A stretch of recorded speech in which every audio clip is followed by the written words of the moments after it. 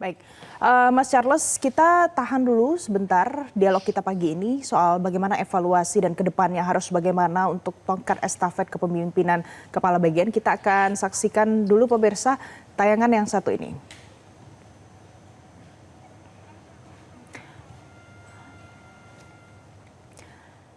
Kita sudah tersambung juga pemirsa dengan Hasan Nasbi melalui sambungan Zoom. Pak Hasan, selamat pagi.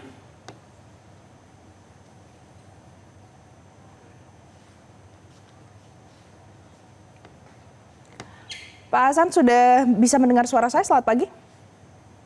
Saya bisa dengar suaranya, tapi suara saya bisa dengar nggak, Cen?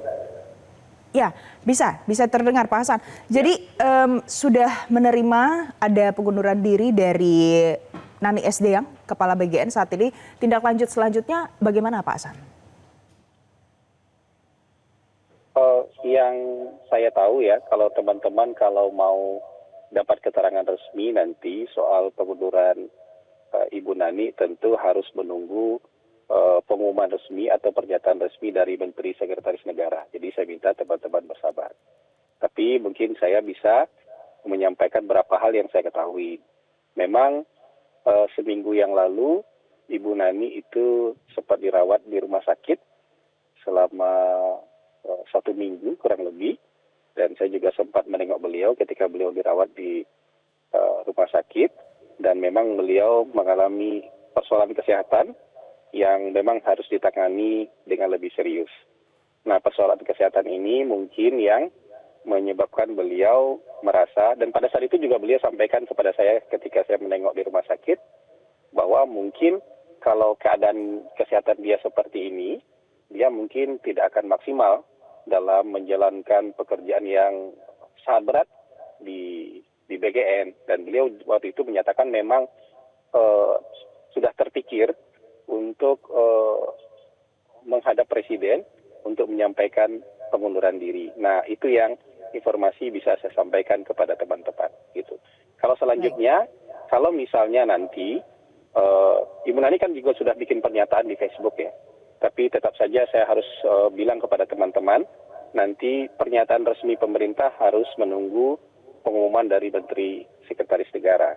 Nah, kalau misalnya nanti diterima oleh Bapak Presiden, tentu Bapak Presiden akan memilih orang-orang terbaik berikutnya untuk menggantikan posisi Ibu Nani. Baik, tapi sejauh ini dari hari pertama menjabat sebagai Kepala BGN, apakah sudah pernah disampaikan sebelumnya Pak Hasan terkait dengan kondisi kesehatan sampai akhirnya memutuskan untuk mengundurkan diri?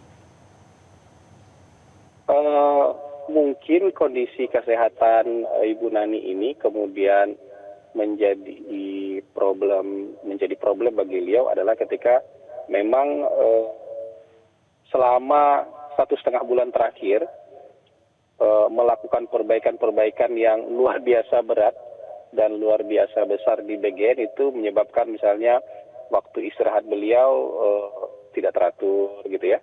Kemudian juga bekerja jauh lebih keras lagi karena ini bukan melanjutkan sekedar melanjutkan kepemimpinan di sebuah lembaga, tapi melakukan perbaikan-perbaikan yang luar biasa drastis, luar biasa radikal dan banyak sekali yang harus diperbaiki sehingga mungkin ini menyebabkan kondisi kesehatan beliau turun dan ketika itulah beliau merasa wah ini harus diantisipasi secara serius kondisi kesehatan ini. Kalau sebelumnya kan kelihatan beliau sehat-sehat aja gitu. Oke. Pak Hasan, posisi Kepala BGN ini dilirik betul oleh publik karena sangat penting posisinya. Dengan mundurnya Nani Sdang, perkiraannya dan seharusnya itu kapan informasi resmi disampaikan kepada publik soal ini? Ya, itu saya minta teman-teman bersabar ya. Saya rasa Menteri Sekretaris Negara akan segera menyampaikan keterangan resmi nanti kepada teman-teman media. Tapi pimpinan BGN itu kan ada 3. Ada Kepala BGN, Ibu Nani Sdang, dan ada 2 wakil kepala, Ibu Arumsari, yang dulunya menjadi auditor di BPKP, pimpinan BPKP. Kemudian ada Jenderal Trenggono, yang juga diamanahi untuk memimpin BGN ini. Dan kemarin juga Ibu Nani bersama 2 pimpinan lainnya kan sudah melantik 5 eselon 1 kan, 5 eselon 1 yang menjadi deputi-deputi, dan semuanya orang-orang baru yang sudah punya pengalaman panjang di birokrasi, di pemerintahan maupun di penegakan hukum. Jadi secara tim, baik dari pimpinan maupun eselon 1 sekarang sepertinya sudah jauh lebih siap untuk melanjutkan perbaikan-perbaikan di BGN. Oke. Dan kemudian Pak Hasan, Bu Nani baru menjabat kurang dari 2 bulan sejauh ini. Dari catatan Anda, apa yang mungkin harus dilanjutkan oleh kepemimpinan selanjutnya dari yang baru saja dirintis oleh Bu Nani? Ya, Ibu Nani termasuk pimpinan lembaga yang berani melakukan perubahan radikal ya. Ketika beliau memutuskan, beliau mengusulkan kepada Presiden untuk moratorium dulu penambahan dapur-dapur SPP, jumlah ya, dapur-dapur SPPG, dan memeriksa kembali satu persatu dari 27.000 lebih dapur yang sudah beroperasi, supaya kualitasnya kemudian bisa diperbaiki, supaya yang kurang-kurang, standarnya yang kurang kemudian bisa di-upgrade supaya memenuhi standar yang diinginkan oleh BGN. Itu merupakan sebuah tindakan yang berani. Karena bagaimanapun itu kan pasti ada pro dan kontra. Orang-orang yang segera ingin menambah dapur di lapangan tentu tidak terlalu happy dengan kebijakan ini.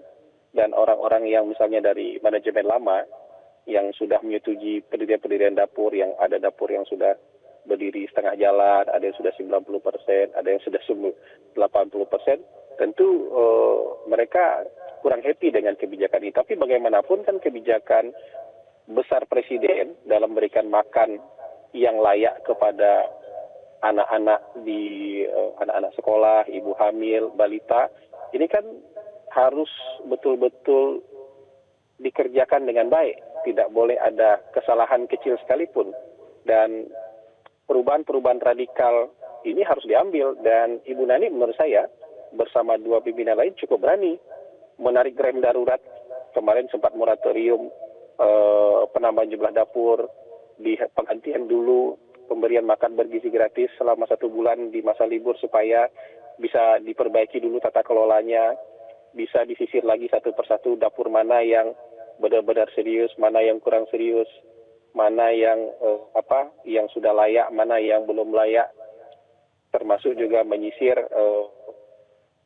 anggota-anggota yang mungkin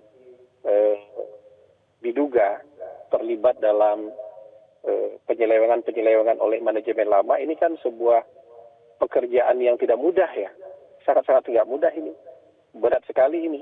Dan di dalam sendiri juga mungkin tidak mudah buat beliau untuk membersihkan sisa-sisa dari penyelewengan yang dilakukan oleh manajemen lama. Dan ini yang akan menjadi perbaikan yang harus dilanjutkan oleh pimpinan berikutnya. Tapi bagaimanapun saya melihat fondasi-fondasi perbaikannya sudah diletakkan oleh beliau. Nah, fondasi-fondasi ini yang kemudian harus dibangun lagi nih. Bangunan baru yang lebih kokoh, lebih baik, dan secara tata kelola nanti bisa dipertanggungjawabkan. Oke, Pak Hasan, sejauh ini apakah sudah ada respon dari Presiden Prabowo Subianto terkait dengan mundurnya Nani SD yang kemudian sejauh ini ia baru sempat memimpin sekitar 1,5 bulan menjadi kepala BGN saat ini? Pak Presiden sejauh ini dalam beberapa kali rapat terbatas atau rapat paripurna yang kebetulan saya ikuti, sangat mengapresiasi keberanian Ibu Nani, bahkan sejak beliau menjadi wakil kepala BGN. Waktu beliau menjadi wakil kepala BGN, Presiden mengapresiasi keberanian beliau dalam sidak dapur-dapur itu. Teman-teman kan bisa lihat sendiri di media maupun di media sosial, Ibu Nani SD yang setiap hari malah turun ke lapangan mengecek dapur-dapur dan tidak segan-segan kemudian melakukan suspend atau menutup dapur-dapur yang dianggap oleh beliau tidak layak waktu itu atau tidak memenuhi SOP yang ditentukan oleh Badan Gizi Nasional. Nah, Pak Presiden sempat menguji itu berapa kali itu keberanian-keberanian yang dilakukan oleh Ibu Nani. Baik, Baik, kalau begitu terima kasih Pak Hasan Nasbi karena sudah Sama-sama. memberikan keterangan terkini terkait dengan pernyataan mundurnya Nani Sudaryati Deyang yang disampaikan pada publik melalui sebuah unggahannya. Pemirsa, Nani S. Deyang mundur dari jabatannya sebagai Kepala Badan Gizi Nasional. Jadi Nani S. Deyang disebut sudah minta izin kepada Presiden Prabowo Subianto atas alasan kesehatan. Dan dalam keterangan resmi melalui akun Facebooknya, Nani S. Deyang menuliskan alasan mengundurkan diri dari jabatan sebagai Kepala Badan Gizi Nasional. Nani S. Deyang mengaku akan menjalani pengobatan jantung di luar negeri untuk memperoleh second opinion atas kondisi kesehatannya. Nani S. Deyang menyampaikan bahwa keputusannya sudah disampaikan langsung pada Presiden Prabowo Subianto. Dan menurutnya Presiden memahami kondisinya dan menyetujui pengunduran diri sebagai Kepala BGN. Meski mundur dari jabatannya, Nani S. Deyang mengungkapkan Presiden Prabowo Subianto tetap memintanya untuk ikut mengawasi jalannya BGN.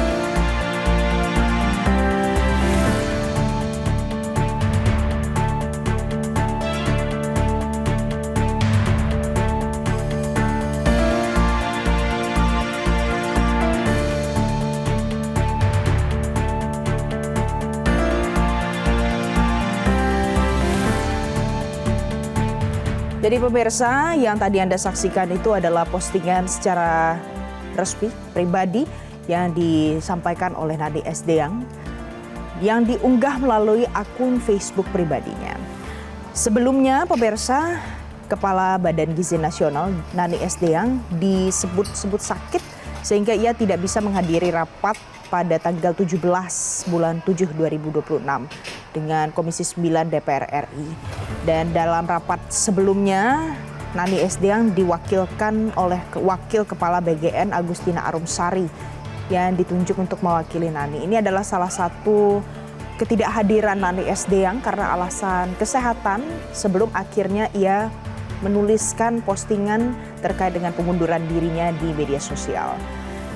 Yang Anda saksikan ini adalah tulisan Nani S. Deyang yang diunggahnya beberapa waktu lalu dalam akun Facebooknya.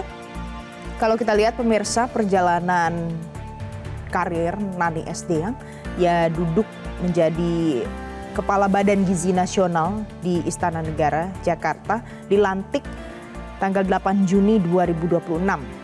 Pelantikan Nani S. Deyang ini pada saat itu menggantikan pejabat sebelumnya, yakni Dadan Hindayana. Kemudian di hari ini tanggal 22 Juli 22 bulan 7 2026, Nani S. Deyang secara pribadi menuliskan pengunduran dirinya melalui akun media sosialnya. Jadi hanya ada waktu 1,5 bulan masa Nani Sudaryati Deyang menjabat sebagai Kepala Badan Gizi Nasional. Kemudian kalau kita lihat juga profil Nani S. Deyang Kepala BGN yang sudah dilantik tanggal 8 Juni 2026 oleh Presiden Prabowo Subianto. Jadi ia berusia 58 tahun. Ia sempat duduk menjadi Wakil Kepala Badan Gizi Nasional Bidang Komunikasi Publik dan Investigasi periode 2025-2026. Kemudian sebelumnya ia menjadi Komisaris Independen Pertamina sejak Juni 2025. Kemudian ia sempat menjadi Wakil 1 Badan Percepatan Pengentasan Kemiskinan tahun 2024-2025. Nani S. Deyang juga pernah menjadi Wakil Ketua Badan Pemenangan Nasional BPN Prabowo Subianto Sandiaga Uno waktu Pilpres 2019 silam. Kemudian Nani SD yang pernah duduk sebagai seorang pemimpin media kelompok media Peluang KMP dan ia juga adalah seorang jurnalis. Jadi pemirsa, pengunduran diri Nani SD yang ini belum disampaikan secara resmi oleh Istana Negara. Kita akan nantikan nanti pernyataan yang disampaikan secara resmi oleh Menteri Sekretaris Negara. Pernyataan resmi akan disampaikan oleh Istana Negara. Karena yang saat ini diinformasikan pada publik adalah Kepala BGN Nani SD yang mundur dari jabatannya melalui unggahan pribadinya.